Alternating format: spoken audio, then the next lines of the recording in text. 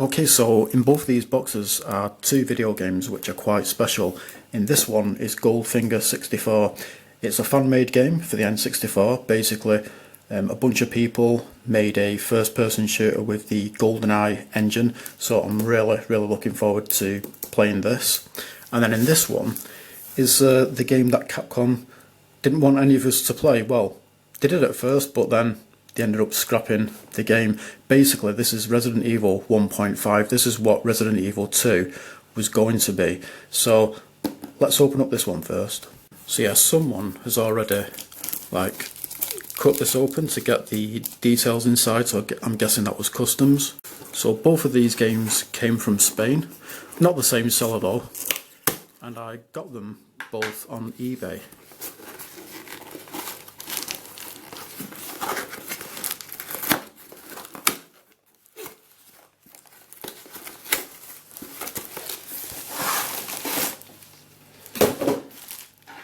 And I forgot to mention that this Resident Evil 1.5 is on the PlayStation 1.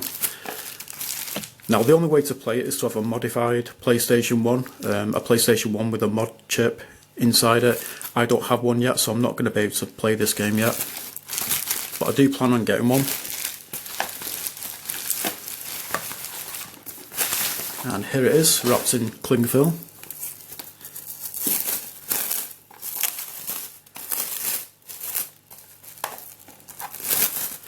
So it actually looks like an official release, but this was never officially released.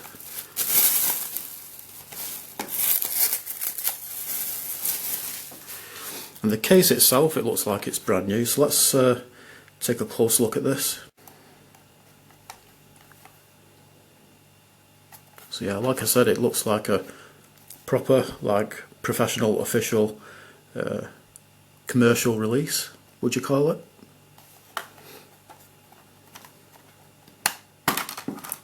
Oops.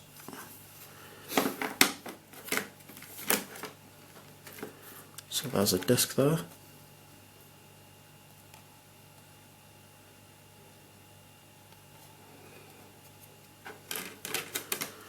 And there is the manual.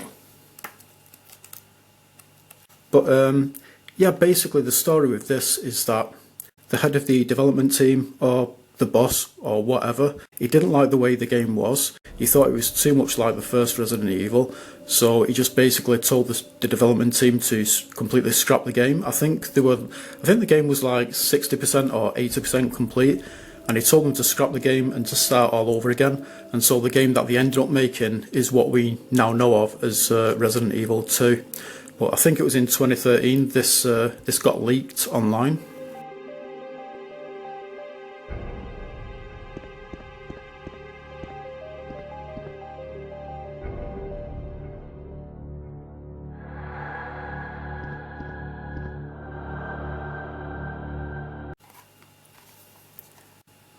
Enter the survival horror again. And there's the description there, so pause the video if you want to read that. So because this game only got like 60 or 80% completed, it is quite buggy and it can freeze up sometimes. But it's just going to be so interesting playing a completely different Resident Evil game from the game that we got, which is Resident Evil 2. So it's saying that the game is in beta and is not a full released edition. Beware of bugs, crashes and other problems while playing this game. Nevertheless, this is the most complete version of Resident Evil 1.5. So I think this is the latest build of the game. The build is MZD, which stands for Magic Zombie Door. I don't know what that means. And then it says V1220. So I'm guessing V is for version, 12 is for December and 20 is for the year 2020. So this is probably the latest build of the game. So there it's showing you the controls, and there it's saying activate hidden cutscene.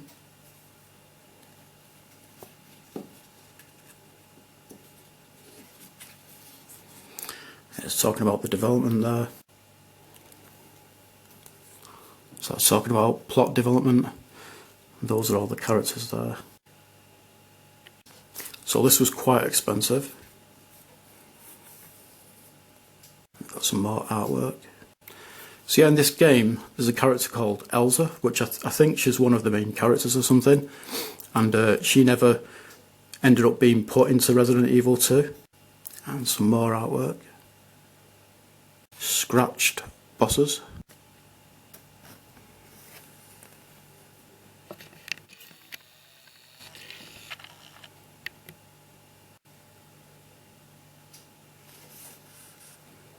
So some nice artwork there.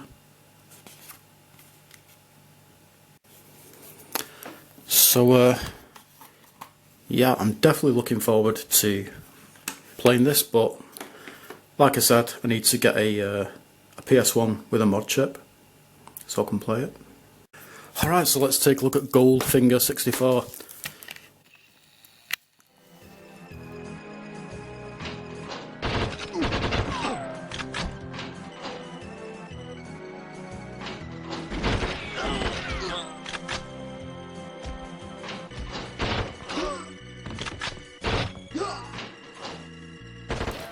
So this was pretty damned expensive as well. In fact, it was quite a lot more expensive than Resident Evil 1.5.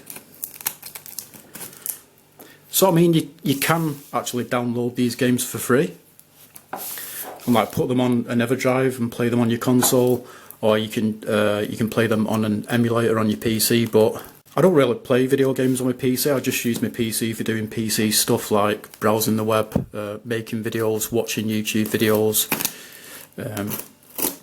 reading posts on message boards, stuff like that. And I don't really want to kind of mess around with like getting an EverDrive or whatever. I'm not really sure exactly how they work, and I don't know, I mean, just kind of getting games which look like official releases, that's just a lot more appealing to me, so that's why I paid the money to get these.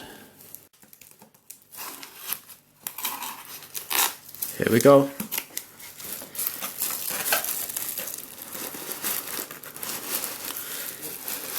Interesting packaging that's been used.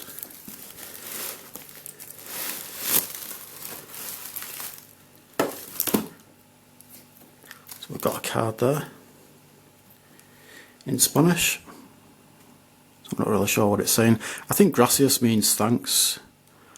Alright, so here it is, and I absolutely love the artwork on this. It's in one of those protective plastic cases. Let's try and take it out.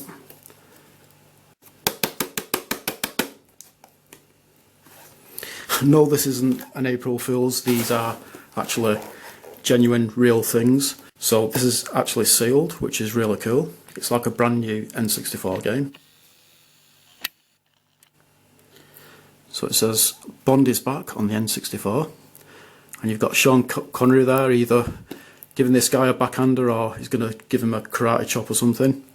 Looks really angry. Yeah, I love the artwork on this. PAL version. Requires the N64 expansion pack, which I do have. Designed for the Rumble pack. 1 to 4 players.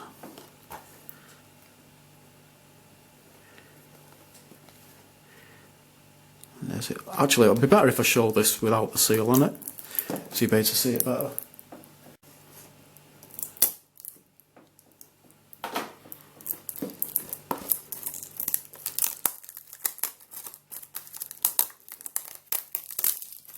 So, some people say that Perfect Dark is the closest you'll ever get to a Goldeneye 2, but you could also say that this is the closest you'll ever get to a Goldeneye 2, because this was made with the Goldeneye engine. And this game, it looks really great.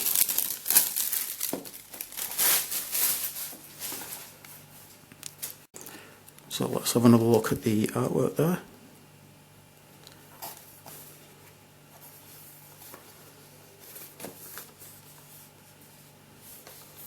This is just awesome. So there's a description. Welcome back, 007. Thrilling 3D environments, diverse arsenal and special gadgets. So yeah, you've got new guns in this, and obviously all the locations are new places as well. Mission campaign with 20 levels. That's awesome. Comprehensive multiplayer mode. There's the screenshots there. So unfortunately the first level on this is very dark, but most of the game, or maybe just the rest of the game, it's not too dark at all. So let's open this.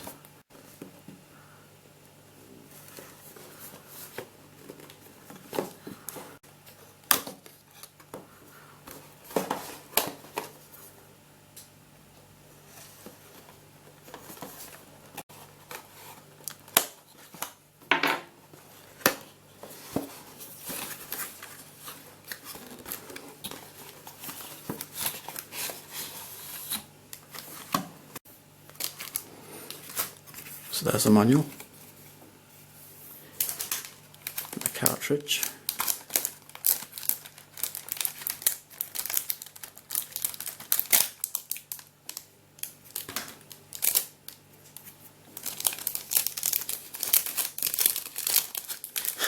this is just awesome, and you don't need a modded N64 to play this, you just need the expansion pack, which I've got. So I'm really looking forward to playing this tonight. So there's a cartridge there.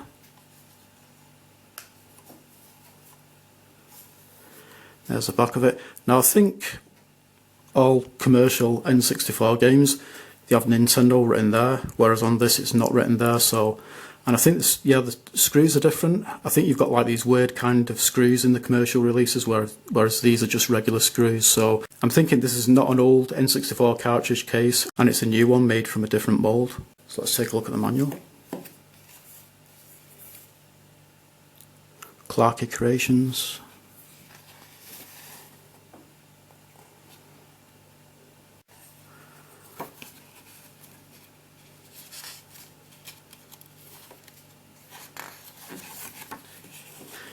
Goldfinger story.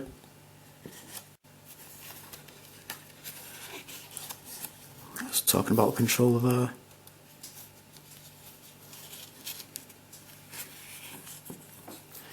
Main menu, stuff to do with game files and whatever, mission game. So you can see it's the menu screen is a lot like Goldeneye's menu screen there.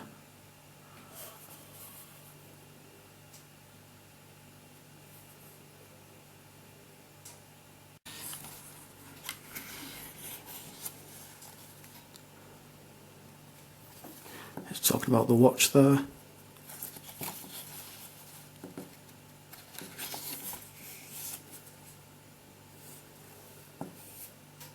Talking about game over, and then it's got tips for success. Throwing knives can be thrown more quickly if you prepare yourself. I don't really know what it means by that. How do you prepare yourself in the game? Okay, well that's interesting. I'm really... It's been a very long time since I've played Goldeneye, but I'm really sure you couldn't shoot through doors in the game. But on this, it's saying that you, with high power weapons, you can shoot through some objects, including doors. So you can stand behind a corner and lean out to the left or right and fire off a few rounds. I'm almost 100% sure you couldn't do that in Goldeneye. There it's talking about the multiplayer game. So yeah, that's pretty much it. This is just really awesome. I mean, you know, the fact that I'm going to be able to play a game where it's going to feel like I could be playing Goldeneye all over again for the first time is just absolutely awesome. It almost looks like a real official release, just apart from the fact that, you know, like the box, it kind of has a bit of a matte finish, and like I'm not complaining or anything. I mean, I think this, you know, these people have done a really good job. The manual, it's kind of got a slight matte finish as well. It kind of looks like it's been printed out. The cartridge itself, it looks pretty much official, except for the fact that you don't have it doesn't say Nintendo there. And then Resident Evil 1.5. When looking at the case, it looks like an official game, but when you actually look at the manual, again, it kind of has a bit of a matte finish to it. and the disc has like a matte finish to it as well. But it's like they almost both look like proper official, you know, commercial releases. So I mean, the guys that have made, you know, that have made this game, and you know, who have made like the box and the manual and everything, they've done an absolutely fantastic job. You know, the people who have managed to kind of get the Resident Evil prototype playable have done a really great job. And again, you know, the guys who have made the packaging and everything and the manual and whatever, they've done a really great job as well. I'm really pleased with these, and I'm really looking forward to playing this tonight, and I'm really looking forward to playing this when I get a modified PS1. So yeah, that is pretty much it. Thanks for watching.